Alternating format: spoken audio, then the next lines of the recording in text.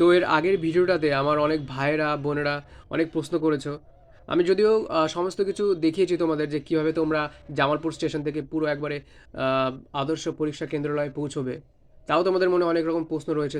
তাও তোমরা অনেকে কমেন্ট করেছো যে দাদা কোথায় কীভাবে যাব, মানে কোথায় থাকবো, তারপরে ব্যাগপত্র কোথায় রাখবো, কী কী ডকুমেন্টস নিয়ে যেতে হবে। তো আজকের এই ভিডিওতে আমি সমস্ত তোমাদের এই ডাউটসগুলো ক্লিয়ার করব। দেখো আমারও আহ, ছয় আহ, 6 ফেব্রুয়ারি ফার্স্ট শিফটে এক্সাম ছিল, ঠিক আছে। তো আমি 2024 সালে প্রথম এমটিএস দিই এবং আমার 0.95-এর জন্য কাট অফটা মিস হয়, ঠিক আছে। তো এবার এবার খুব ভালো মতন প্রিপারেশন ছিল বলে আমি, আমার বাড়ি কৃষ্ণনগর আগে বলে দিই, ঠিক আছে। তো সেইখান থেকে আমি রিস্ক নিয়ে কিন্তু এত দূর গেলাম।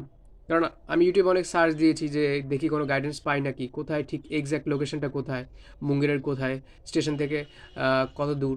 তো আমার মনেও প্রচণ্ড প্রশ্ন ছিল এবং ইউটিউবে তেমন কোনো ভিডিও ছিল না যেখানে ক্লিয়ারলি দেখাচ্ছে যে কীভাবে কোথায় কী যেতে হবে, কলকাতা থেকে কত দূর, ঠিক আছে।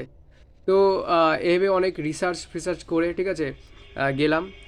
তো তোমাদের কোনো রিসার্চ করতে হবে না, আমি ক্লিয়ারলি বলছি, ঠিক আছে, তোমরা কীভাবে কী করবে এবং প্রয়োজনীয় গাইডেন্স দিচ্ছি। তো আমার বাড়ি কৃষ্ণনগর, আমি বললাম মাত্র। তো কৃষ্ণনগর থেকে আমি চলে গেলাম শিয়ালদা।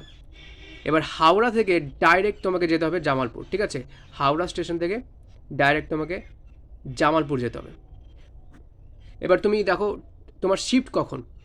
যদি যেমন আমার ক্ষেত্রে দেখো ফার্স্ট শিফট ছিল, তো আমাকে 5 তারিখে বেরোতে হয়েছে বাড়ির থেকে, ঠিক আছে। 5 তারিখ, কারণ যেতে পুরো ভাই 10 থেকে 11 ঘন্টার জার্নি হাওড়া থেকে জামালপুর স্টেশন, ঠিক আছে। এবার জামালপুর কেন বলছি, জামালপুরের থেকে একটু দূরেই মুঙ্গের। তো ডাইরেক্ট হাওড়া থেকে মুঙ্গেরের ট্রেন পাওয়া যায় না, জামালপুরে তোমাকে যেতে হবে তার জন্য, ঠিক আছে। তো হাওড়া টু জামালপুর মানে মুঙ্গেরে ডাইরেক্ট ট্রেন নেই, অর্থাৎ তোমাকে জামালপুর জাংশনেই এই হাওড়ার যে রুটটা এক্সপ্রেস সেই এই জামালপুরে শেষ হচ্ছে, ঠিক আছে। তো দেখো আমার ফার্স্ট শিফট যেতে, তো আমি 5 তারিখে বেরোনোর সিদ্ধান্ত নিলাম এবং সমস্ত কিছু ট্রেন ফ্রেন দেখে টিকিট ফিকিট আগে থাকতেই কাটলাম। তো দেখো হাওড়া থেকে 3টে ট্রেন রয়েছে, ঠিক আছে, যতদূর আমি জানি। তো 10টা 55-তে, সকাল 10টা 55-তে কবিগুরু এক্সপ্রেস 11 নম্বর প্ল্যাটফর্ম হাওড়া থেকে ছাড়ে, ঠিক আছে। এই এক্সপ্রেসে করে আমি গিয়েছিলাম, যেটা আমাকে জামালপুরে পৌঁছে দিয়েছিল 9টা 55 রাত। সরি, ভুল বললাম, 9টা 15-তে, মানে টাইম এটা হচ্ছে ট্রেনের টাইম অনুযায়ী, কিন্তু ট্রেনটা লেট ছিল। তো আমি মোটামুটি ওই 9টা 30 এরকম সময় ওইখানে পৌঁছালাম, অর্থাৎ 9:30টার দিকে আমি কিন্তু জামালপুর জাংশনে পৌঁছে গিয়েছিলাম। তো তোমরাও তোমাদের শিফট অনুযায়ী এভাবে একটা ট্রেন সিলেক্ট করবে। এরপরে কি ট্রেন নেই? হ্যাঁ আছে। এরপরে 10টা 55-র পরেই বোধ হয় 11টা সামথিং, 11টা 25 বা 11টা 15-র দিকে একটা ট্রেন আছে, ঠিক আছে। তো সেটাও কিন্তু জামালপুর জাংশনের জন্যই এক্সপ্রেস, মানে জামালপুর জাংশন পর্যন্তই যাবে।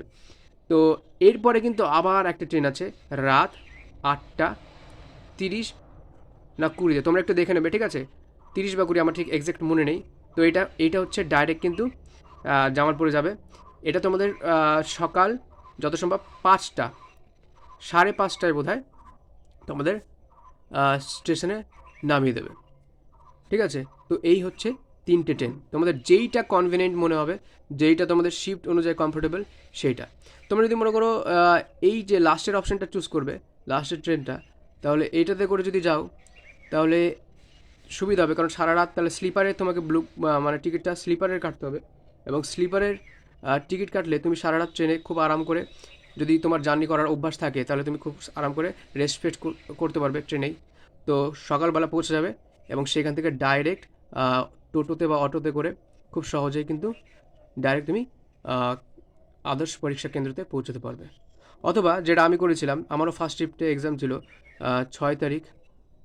তো আমি 5 তারিখে হাওড়ার এই কবিগুরু এক্সপ্রেস 10টা 55-তে যেটা ট্রেনটা ছিল সেই ট্রেনটা কিন্তু আমি ধরেছি, ঠিক আছে।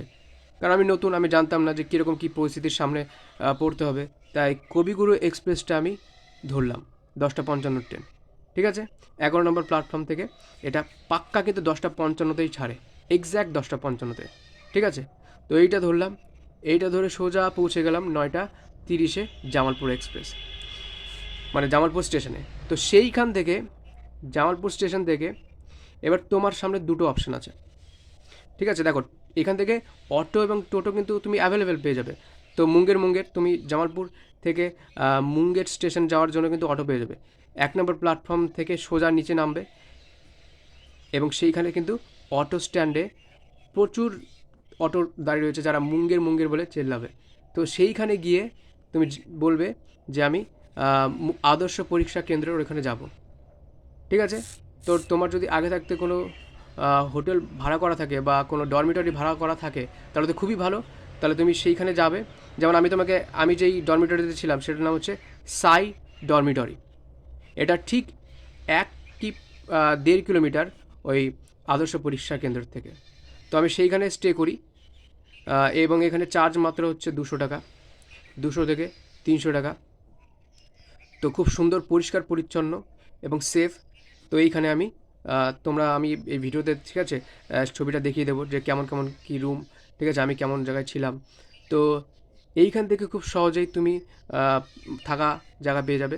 কিন্তু একটা অসুবিধা, এখানে খাওয়ার ব্যবস্থা নেই এবং আশেপাশের যে জায়গা সেখানে কিন্তু খুব রেস্টুরেন্ট তাড়াতাড়ি বন্ধ হয়ে যায়, আমাদের এখানকার মতো না যে রাত যতই বাজুক রেস্টুরেন্ট মানে 10টা 11টা কোনো ব্যাপার নয়। কিন্তু এখানে সেটা না, আমি দেখলাম যে 10টা 11টার মধ্যেই সমস্ত আশেপাশের রেস্টুরেন্টের খাবার কিন্তু শেষ হয়ে যায়।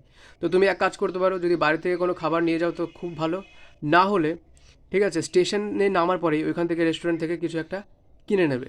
ঠিক আছে? তো খাওয়ার দিকটা তোমাকে একটু ভাবতে হবে। বাদবাকি থাকার জন্য বেস্ট একটা বেড দেবে, সিঙ্গেল বেড।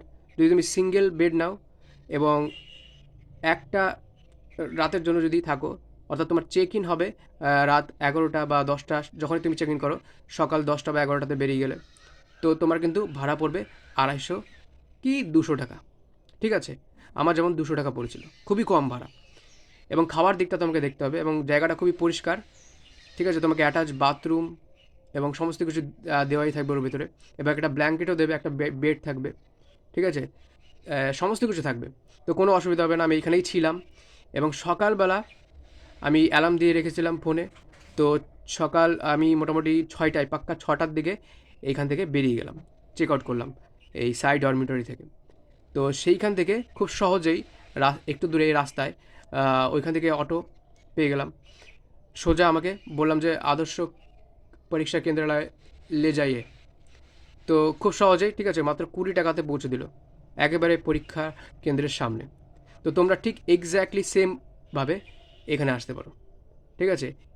বা আশেপাশে কোনো চেনা যদি তোমাদের থাকে, মানে আত্মীয়, তাহলে তো কোনো এই সমস্ত জায়গায় থাকার দরকার নেই, অর্থাৎ সাইড ডরমিটরি ফরমিটরি এসব কোনো টেনশন নেওয়ার দরকারই নেই। ঠিক আছে? তুমি তো সেখানে স্টে করতে পারো।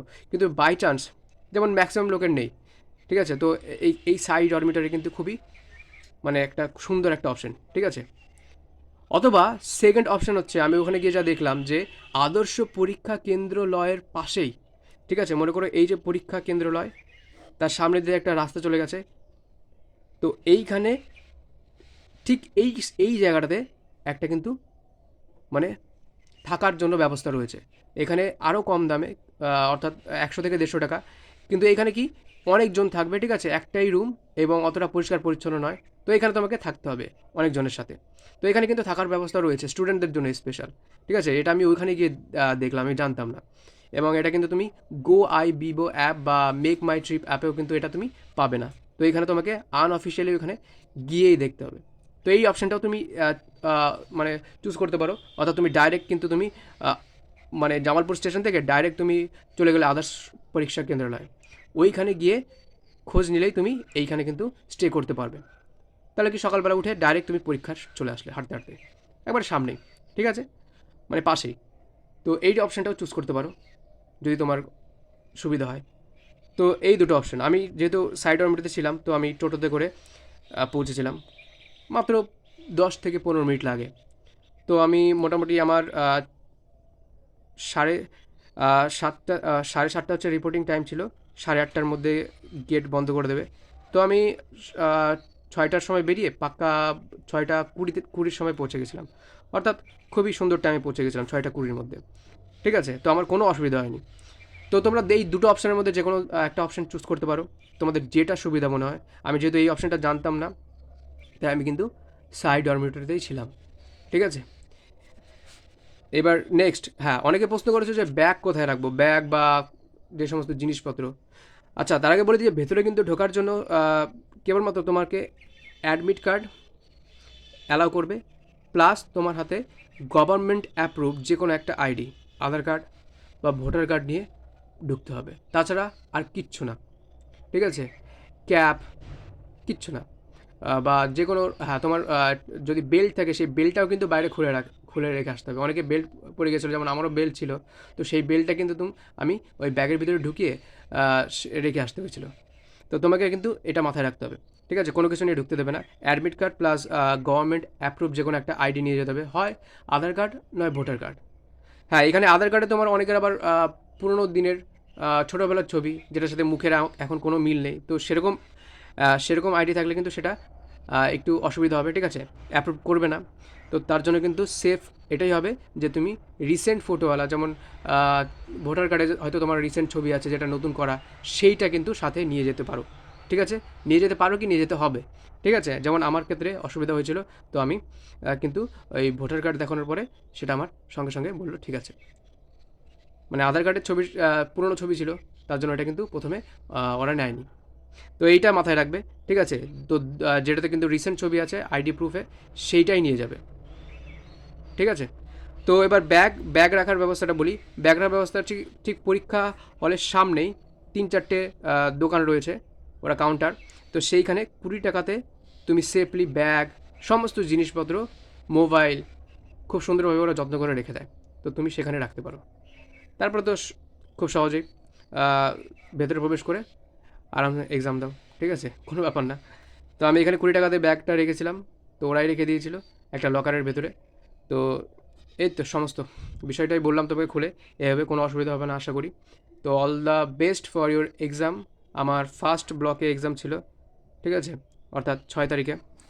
তোমাদের যারা আপকামিং এক্সাম আছে সেকেন্ড ব্লক বা থার্ড ব্লকে, তাদের জন্য এই ভিডিওটা আশা করি খুবই হেল্পফুল হবে। এবং যদি আমি তোমাদের সাহায্য করতে পারি তাহলে অবশ্যই লাইক, শেয়ার এবং সাবস্ক্রাইব করবে এবং পাশে থাকবে। ধন্যবাদ।